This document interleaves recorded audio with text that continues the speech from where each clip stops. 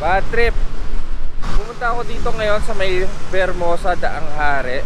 Kumain ako saglit sa Jollibee, dito ako nag-lunch. Gamit natin yung motor natin, yung Kawasaki CX-10R. Then nag-park ako dito, malapit sa gutter. Tapos pagbalik ko, ganito na itsura niya. Baksak na yung motor. Putol yung kaliwang handlebar. Ayan o.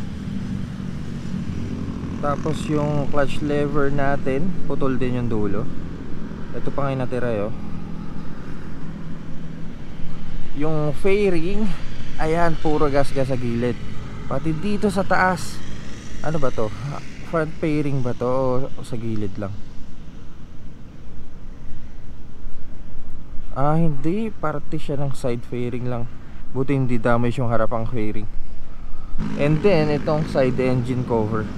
May gas-gas yung engine cover natin.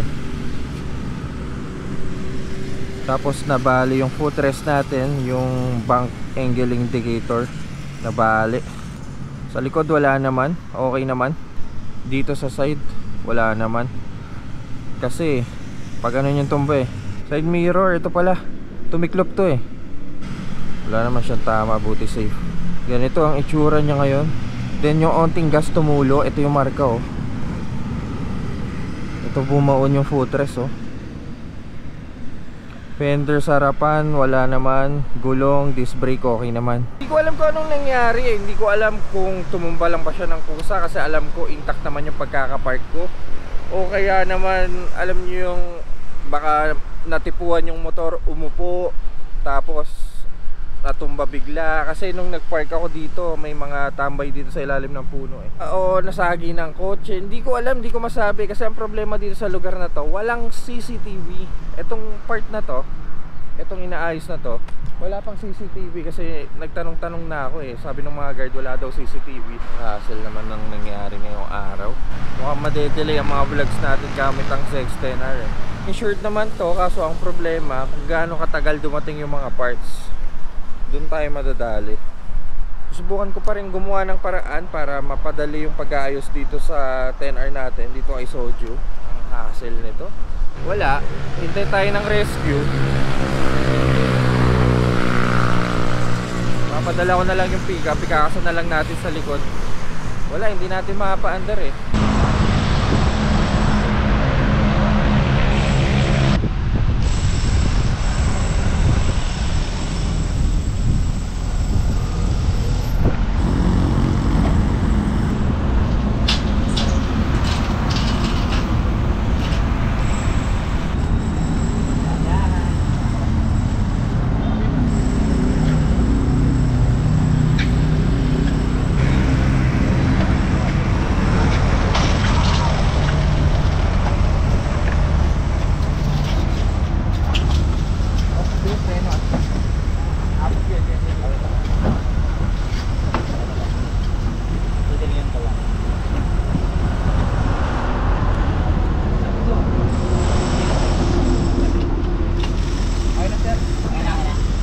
Tara, diretso tayo ng Notary Public, pagawa tayo agad ng affidavit para kahit pa paano asikasuhin agad ng insurance, tsaka para mapabilis yung pag-aayos ng 10R.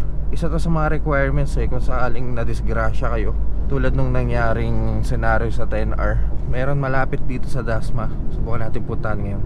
Ang sarap pa naman ang kain ko ng spaghetti pagbalik mo tumba yung motor. Pambihira. Anong masasabi mo sa nangyari kay Soju? Wala na, tumigil ka na, tumigil ka na. Ayun si Soju, mga kitipay, so silip na lang. Si Margie, ano daw mga kailangan pag magkiklaim? Ano kailangan? Hindi, ano niya, ORCR, driver's license. Tapos yung affidavit. Ayun lang. Oo, kung ipapa-estimate niya na di, mas pictures. If ever, saan papagawa to? Sa, ano ba yung Kawasaki ba yan? Oo. Dilagay niya lang doon yung preferred shop niya. Tinatanungin ko lang kung tumatanggap si Kawasaki na LOA. Okay. Letter of Authority, oh. Pero lagay niya lang yung preferred shop. Tapos kung may estimate siya, ipapa-estimate niya na. I-attach niya na rin doon sa email. Okay. Tapos picture yung mga damage. Tapos kasama yung plate number. Oo. Tapos na tayo magpanotaryo dito sa Notary Public sa may malapit sa UMC sa may Dasma. Mura dito Usually kasi kapag nagpapanotaryo ako sa iba maabot ako ng 500, pero dito 300 lang By the way, kapag magpapa-affidavit kayo, kailangan lang is photocopy ng ORCR tapos photocopy ng driver's license nyo. Tara, diretso na tayo ng Kawasaki Cavite. Malaman natin kung magkano estimation ng damage sa ZX-10R. Welcome again, Kawasaki Cavite. Pa-estimate natin si Sojo. Kano kaya abutin to?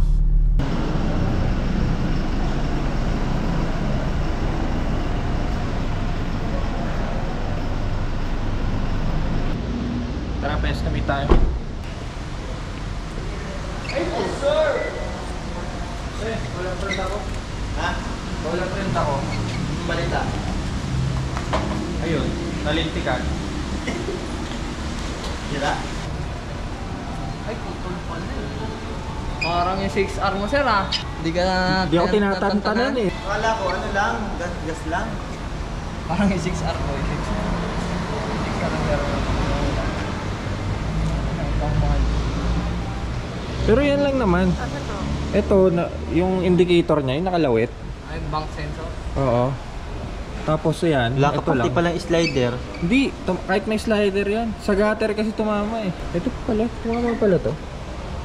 Ito, okay lang naman to. Huwag natin baba. Huwag na, yan lang naman. Yung tangke mo walang tama. Wala naman. Meron. Hindi, ito lang. Hindi naman tangke to Cover lang. Buti nga ka mo, itong gasgas na to. Tinignan mo, buti hindi siya kasama dito. Bukod yan. Tumba na naman, Joe. Ha? Tumba na naman. Tumba na naman. Lagi nadadalit yung CX mo Ay, yung trainer na to, yung 6R, di ba? 6R yung isa. Ang bira. Ito, nakapark lang to Yung sa akin, nadali kanina sa ano. kanina lang? Sa Index, so. Sadya sa... Alin na? Ito? Ito. Anong tama mo? Ito. Ah. Sumunod yun, tatlong sakyan. Kala ko, free na. Free na, hindi na ibaba. Sumentro sa akin, sa pulik. Sasakyan nakadali? Hindi, yung boom. Yung bari, yung nababa? Sakto sa akin Parang wala naman tama itong ano. Ito tumama sa damo Walang tama ito. Itong meron. Ito sir, walang tama. Bar end. Just clutch lever. Isang set naman to. Ito po, isang set po yan. Ito po, nakahiwalay po yan. Yung rubber grip mo, wala naman tama. Buti dito naman ito, mahal pa naman ito. No, lens no.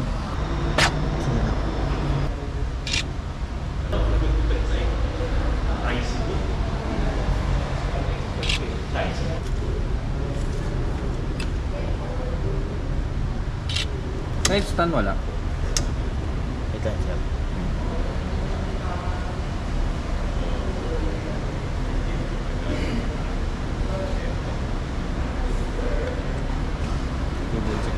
Ito pa. Naano mo na yan?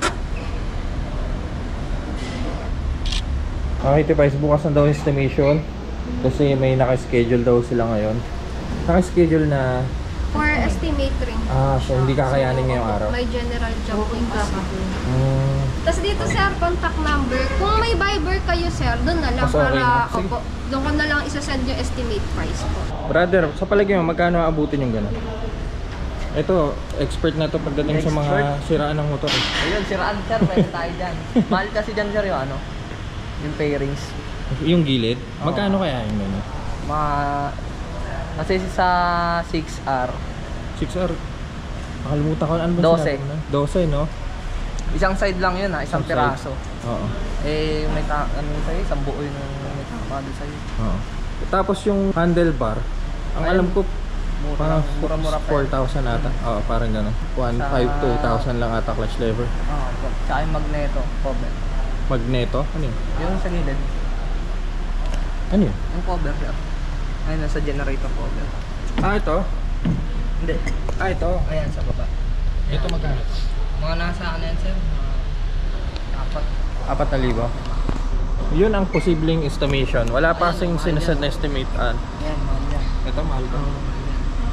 With decals na kasi yun. sticker. So yun ang posibleng maging estimation ng bike.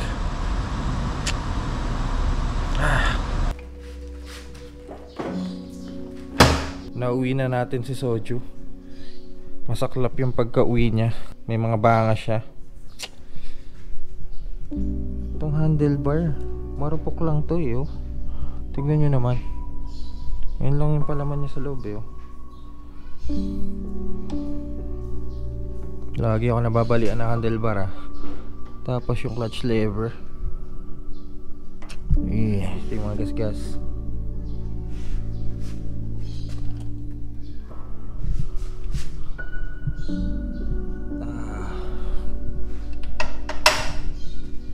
Ito okay lang naman to eh. Natadaan pa ng BS1 to eh.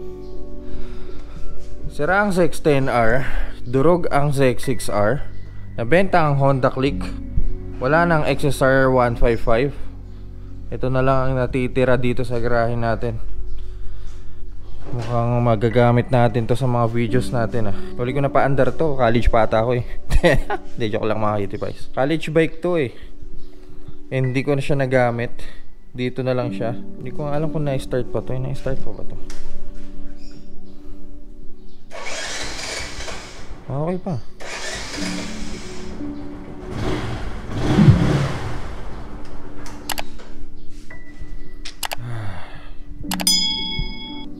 Anyway, sana maayos natin agad si Soju.